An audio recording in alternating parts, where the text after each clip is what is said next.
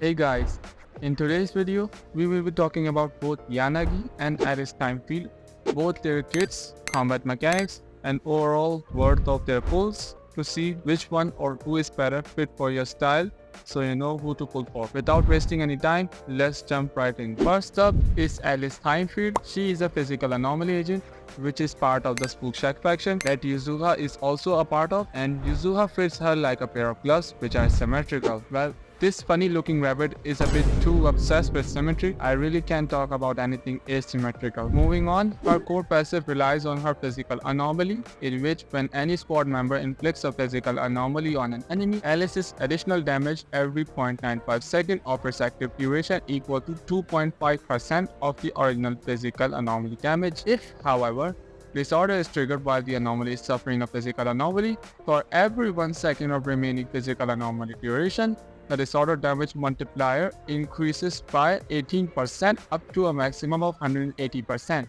It just basically means that every second she inflicts damage over time effect for every 1 second, and her disorder damage increases every time you put a disorder for how much disorder duration you have left. When Alice hits an enemy, she builds blade etiquette. When she triggers an assault through anomaly buildup, she gains 10 blade etiquette, and her maximum blade etiquette capacity is 300, with each bar holding 100 blade etiquette. When Alice triggers assault on an enemy, her physical anomaly buildup rate is increased by 12.5% for 30 seconds. When the finishing move of a fully charged up basic attack, which is Starshine Waltz, hits an enemy, triggering a special assault effect called Polarized Assault, dealing 100% of the original damage, ignoring anomaly buildup progress. This can be combined with any attribute anomaly, including physical anomaly, to trigger disorder. Now, you may know about assault, but what in the world is polarized assault? You may be asking yourself, do you desire to know more?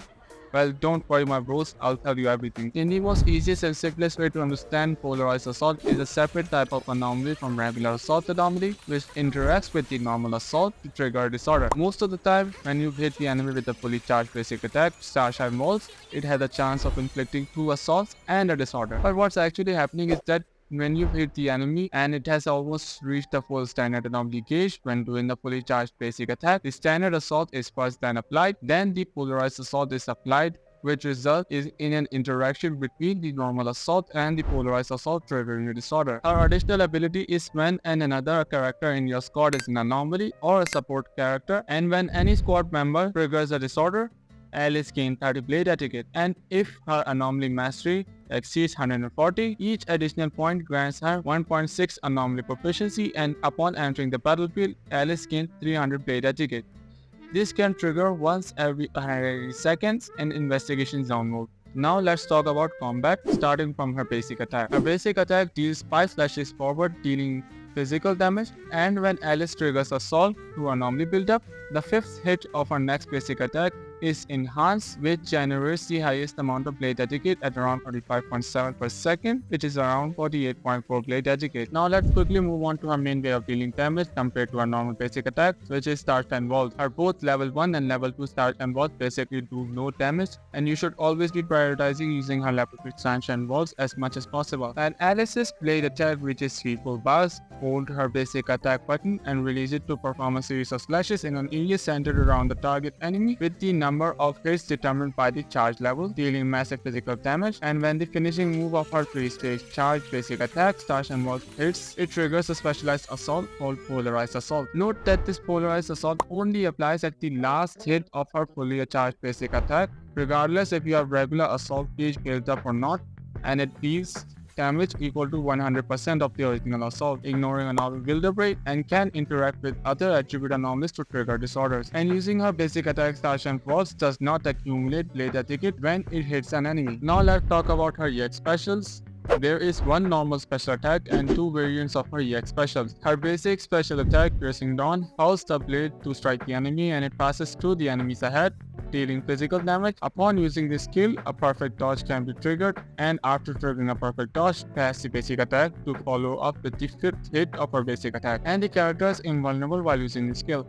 Now onto our first variant of her EX special, or Road Thrust, Northern Cross.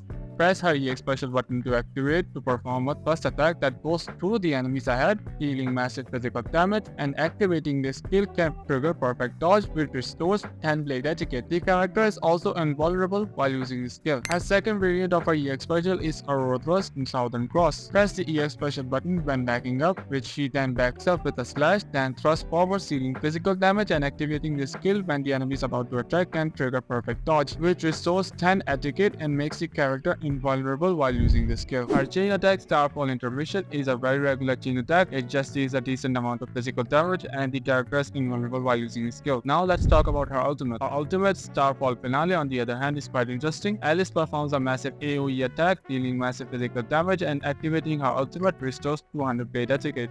Lastly, her W engine, being the practice perfection, gives the base attack of 730 and an advanced attack percent of 30%. Her W engine effect is that it increases the equipper's anomaly by 60 when inflicting assault. The equipper's physical damage also increases by 20% for 20 seconds, stacking up to 2 times. Repeated triggers reset the duration, and when the equipper enters combat, she immediately gains 2 stacks of blade etiquette. In summary, Alice ThymeField is basically a Miyabi with skills of anomaly proficiency and relies on her level 3 charge basic attack Sergeant Waltz, which does polarized assault along with a regular assault and can also trigger a disorder. Speaking of disorder, it also increases the disorder damage by 18% up to a maximum of 180%. Roughly speaking, she provides up to 25 to 30% disorder damage bonus, which is insanely helpful for ages like Miami plus Alice combo, which does substantial amounts of disorder damage. And when Alice triggers assault on an enemy, her physical anomaly build-up rate is increased by 25% for 30 seconds. So when you apply normal assault, her physical anomaly build-up rate will be increased by 25%. Her kit revolves around managing her blade etiquette and using her stars and boards as much as possible. Her polarized assault is kinda similar to Yanagi, but we'll get to that in a little bit. Last thing about Alice's additional ability is that if Alice's anomaly mastery exceeds 140, each additional point grants her 1.6 anomaly proficiency, so you should stack up on anomaly mastery as much as possible and also try to fulfill her additional ability requirements. Now onto the second part of the second phase of the rerun characters, being Tsukishiro Yanagi, which is an electric type anomaly agent designed around her 2 stances and her unique disorder damage ability. But we'll get to that in a little bit, but first let's talk about her core passive. Her core passive is called Lunar Eclipse, in which after Yanagi activates her EX special attack, the damage multiplier of disorder is increased by 250%, and when any squad member applies the disorder effect to an enemy, it lasts for around 15 seconds. And when her EX special attack hits the enemy, Yanagi's electric damage against that target is increased by 30% for 15 seconds. Her additional ability requires another character in your squad to be an anomaly character or shares the same electric attribute. After switching stances, when Yanagi hits an enemy with the basic attack Tsukiyomi Kagura, her electric anomaly build-up increases by 45% for 8 seconds. Now, let's talk about her main way of dealing damage, which is through her 2 stances being Jogen and Kagin. Press the basic attack button to execute up to 5 slashes based on the current stance, causing physical and electrical damage during combat.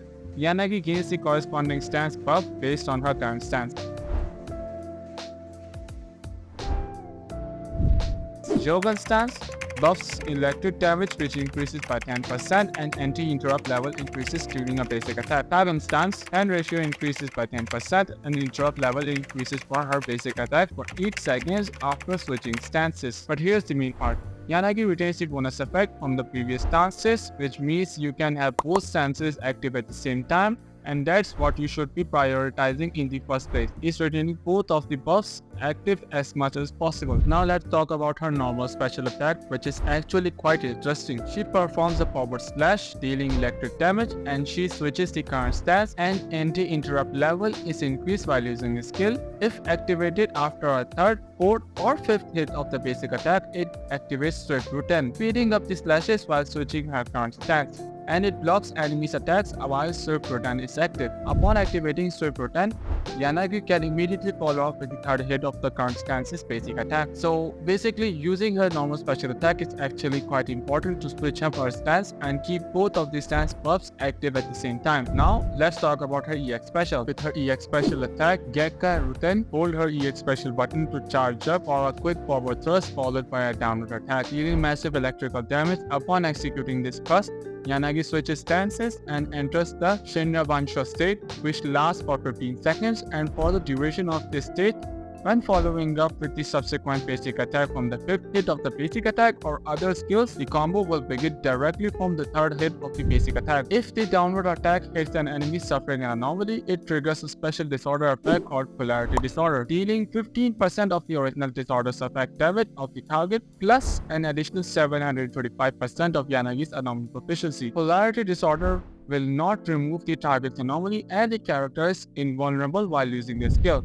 So basically, what Polarity Disorder does is that it adds 15% more damage to the original disorder if it were to be triggered by a regular anomaly agent, and adds in an additional 725% of Yanagi's anomaly proficiency, and it multiplies all the attack buffs provided in battle. This basically means you can trigger disorder on demand via her EX special, which is actually quite insane buff for Yanagi. Speaking of her EX special attack, let's talk about her Shinra Bansho state, which is indicated by the buff icon in the top left corner of the screen, and it lasts for 15 seconds. And the main thing about her Shinra Bansho state is that she skips her basic attack 1 and basic attack 2 and avoid using her dash attack as much as possible, which is kinda terrible and wastes precious time. Now let's talk about her chain attack, which is decent. In her chain attack, Yanagi switches her stances and unleashes a powerful slash on enemies in front of them, dealing massive electrical damage, and the character is invulnerable while using the skill.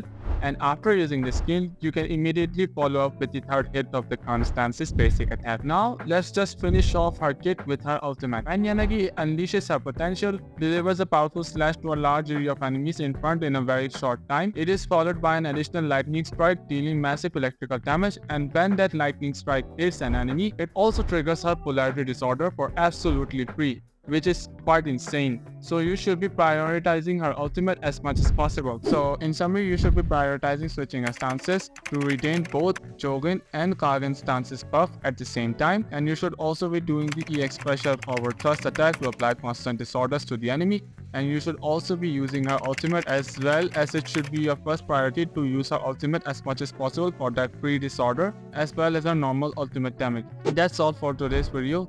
I generally have a lot of fun making these types of videos. If you like this kind of video, please do like and subscribe to the channel as it helps out a ton, and I'll see you in the next one. Bye bye.